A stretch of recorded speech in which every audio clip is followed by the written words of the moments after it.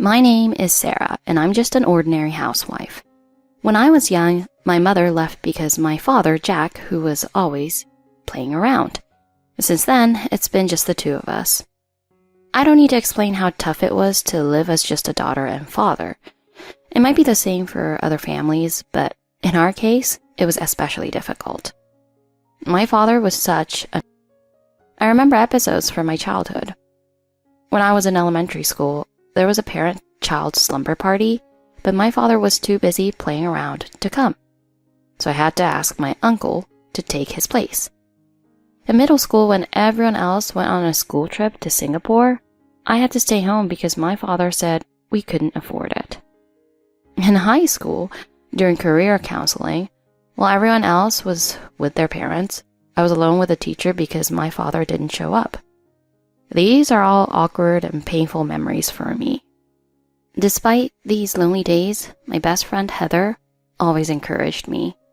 She supported me when I felt isolated because of my father's neglect. Sometimes she would take me to Disneyland, and other times we'd go shopping in the mall. She too had a difficult family situation, which might be why we became such close friends. My life started to improve during my college years. That's when I met my current husband, Jason. Jason's parents ran a small business, and he grew up facing financial difficulties. Understanding his struggles, I supported him. He was always kind to me, and soon our friend Heather joined us in our outings. Looking back, those days were the happiest of my life. I never imagined that I would be in this situation at the age of 30. One day after finishing my chores, I was watching TV when Jason called. Sorry, but I have to work overtime tonight, so I won't be able to come home. You've worked overtime before, but this is the first time you won't be coming home. Yeah, it's an important job, and I might not be able to come home for a few days. Oh, I see. Well, if it's work, I understand. But it's unusual for you to not come home for several days. Feeling uneasy, I called Heather to vent my frustrations. That's the situation. I understand it's work, but staying out for days? How does he handle mornings and nights? He said he's using internet cafes? What do you think? But there's never been anything like this before. Doesn't it seem strange? It might be strange, but what can we do? It's Jason's situation after all. I suppose so, but this has never happened before. Doesn't it seem odd? Odd? Are you suggesting something? I have a suspicion that Jason might be seeing another woman. How could that be? Jason has always been devoted to you. Yes, but lately there have been things that make me suspicious. Like what? Well, he seemed unusually awkward when I mentioned something the other day. And then there's the sudden overtime, which I've never heard of before. It's clearly strange. It's probably just a misunderstanding. Maybe you're overthinking it. You're probably right. But now it's getting late. Sorry for taking up your time. Even after talking with Heather, I couldn't shake off my unease. Is Jason really working overtime, or is there something he can't tell me? Unable to stop worrying, I decided to follow him. But I had no idea which internet cafe he was staying at, so I waited until he came home. Jason didn't come home for 5 days. When he finally returned, I prepared to follow him when he went to work. I waited outside his company, disguised with a hat. After a while, Jason came out, and I quietly followed him. There was nothing suspicious. He was just heading home. But if he comes home and I'm not there, that would be suspicious. I hurried back home, taking a different route, and arrived before him. What a waste of effort. I'm home. You look tired today. Do I? I've been at home all day. Sorry for being late these days. No more overtime from now on. Oh, that's good. take it easy. Even as I wondered what I was doing, I fell asleep that night. For about half a month, nothing unusual happened between Jason and me. But then, Jason mentioned overtime again. This time, I was determined to confirm it. The day of the supposed overtime arrived. I waited outside his company, disguised again. If he doesn't come out, it's fine. If he does, then it's not. After about 30 minutes, Jason came out, looking around nervously. He didn't head towards the station, but in the opposite direction, towards a quiet area. I still wasn't sure if he was meeting someone or just shopping or eating. But my faint hope in Jason was shattered. Jason started walking hand in hand with a woman. No way. The woman Jason was with, it was Heather. My best friend, Heather, the one who always supported me. I remember feeling like my world was crumbling. After that, I lost sight of them. The next thing I knew, I was sitting alone at home. I couldn't remember what happened before, maybe because it was too painful. Could it really be true? Heather and Jason? When Jason came home after his overtime, I had to pretend I didn't know anything. It was unbearable, pretending everything was normal. I was in deep despair. But then, Jason's parents, Brian and Susan, came over unexpectedly. Sarah, thank you for always taking care of Jason. No, it's I who should thank you for everything. When will Jason be home? It's already 10 p.m. My face stiffened as I tried to keep up appearances. It was Jason's overtime day, or rather, his affair day. I thought about consulting them about the affair, but then my phone rang, distracting me. Who could be calling at this hour? I don't usually get calls this late. I checked my phone and couldn't believe what I saw. Heather? Why is she calling at this time? Sorry to bother you, but I'm feeling really unwell. What should I do? Despite my anger towards her, I couldn't help but worry when she said she was unwell. Are you okay? What's wrong? I gave her advice, even though she had betrayed me. After the call, I felt exhausted. I put on a bright face and returned to Brian and Susan. Sorry for the interruption. It was a friend who wasn't feeling well. Oh, I hope it's nothing serious. No, it's nothing serious. I'm relieved.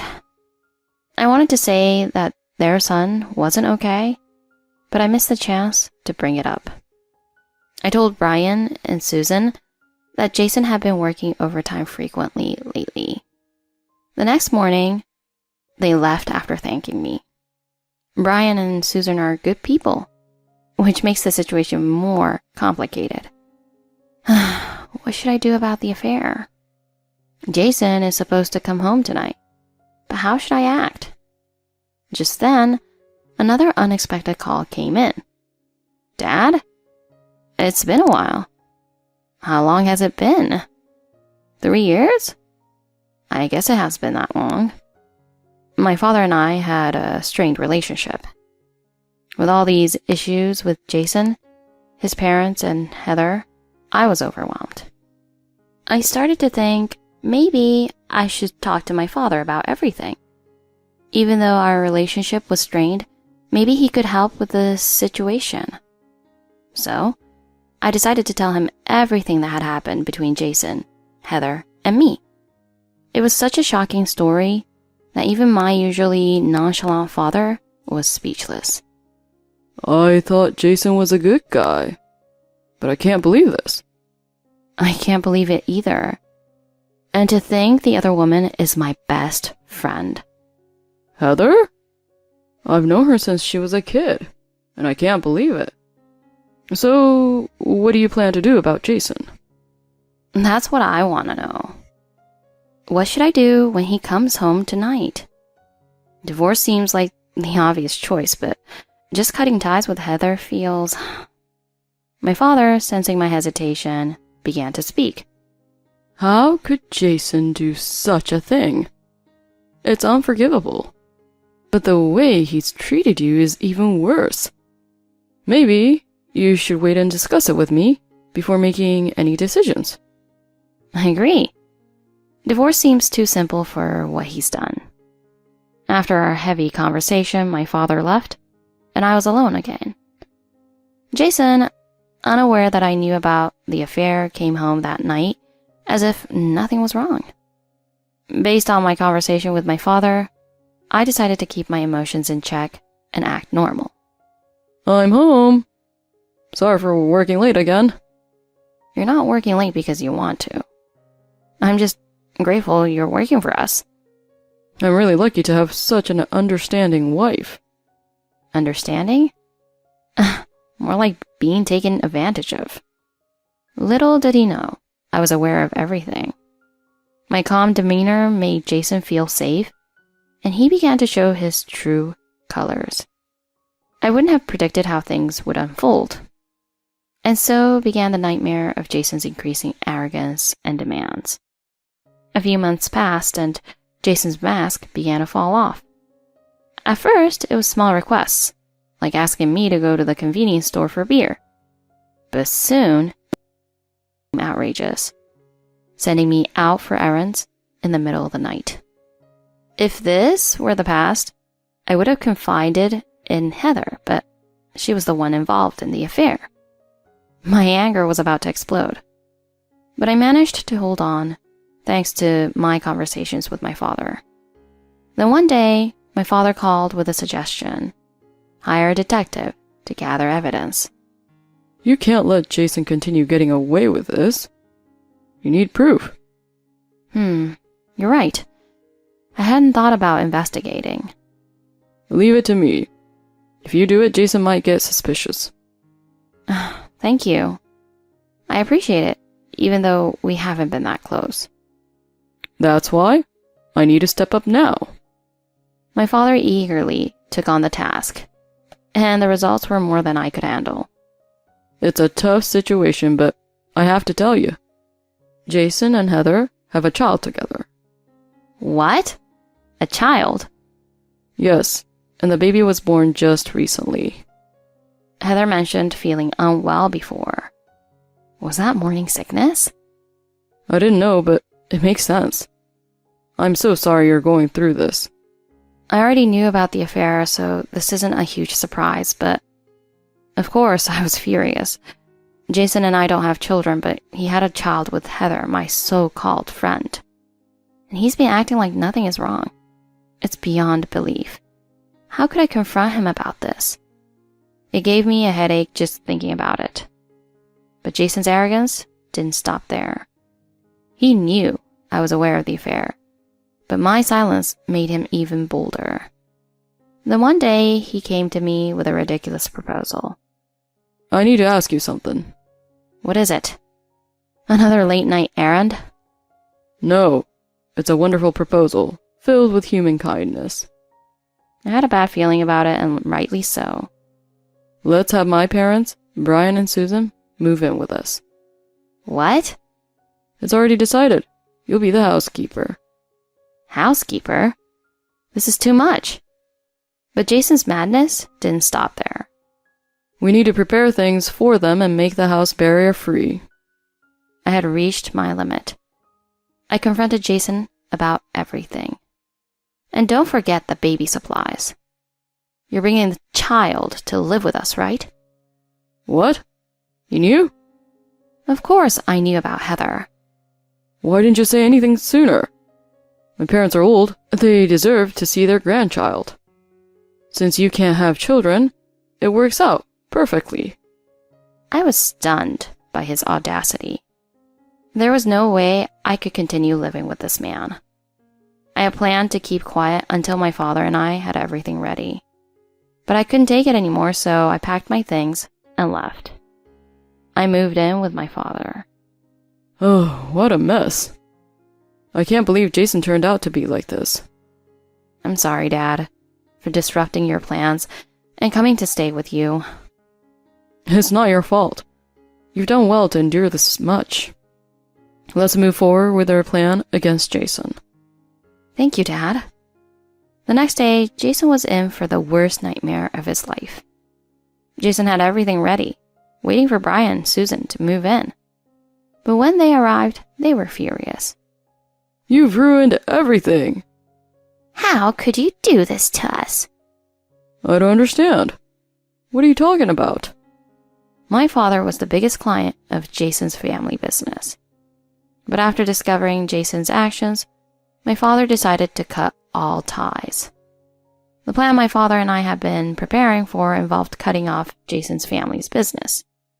It took time to prepare, but once it was ready, we executed the plan. My father's casual mention of ungratefulness wasn't just talk. My father is a CEO of a major company, known for his wealth and influence. However, his lavish lifestyle and numerous mistresses led my mother to leave him, leaving just the two of us. Living as a daughter with a famous father wasn't easy. During elementary school races, my father was often in Las Vegas instead of by my side. In middle school, I missed the Singapore trip because my father promised me a Mediterranean vacation if I studied at home. In high school, while everyone had their parents at career counseling, my father was absent, leaving me alone with a teacher. These experiences made my relationship with my father complicated. But because of his business ties with Jason's family, I thought he might help with the affair situation. When I explained everything to him, my father quickly took my side. Jason's arrogance had limits, and my father decided to teach him a lesson. Heather, who seemed to be my friend, probably only stuck around because we were wealthy. Jason, on the other hand, saw me as a potential asset due to my father's connections. I showed Jason understanding because of his struggles, but he only saw me as a way to secure his future. When Brian and Susan came to my father, begging him to reconsider, he refused. My father knew how much they had relied on him, and he was determined to cut ties. Not long after, Brian and Susan's company went bankrupt. Jason, who worked at their small business, also lost his job. Jason, who was once so arrogant, was left with nothing. Don't worry about Brian and Susan. I hired them as part-time workers at my company. Meanwhile, Jason lost everything, including Heather and their child, who fled. It's true that bad deeds catch up with you. Yes, and it's important to live honestly. And Dad, I hope you've learned from your past. I've slowed down now that I'm older, but I'll keep your advice in mind. I moved out of my father's house and into a small apartment I rented. I joined a marriage agency, looking for a decent man this time.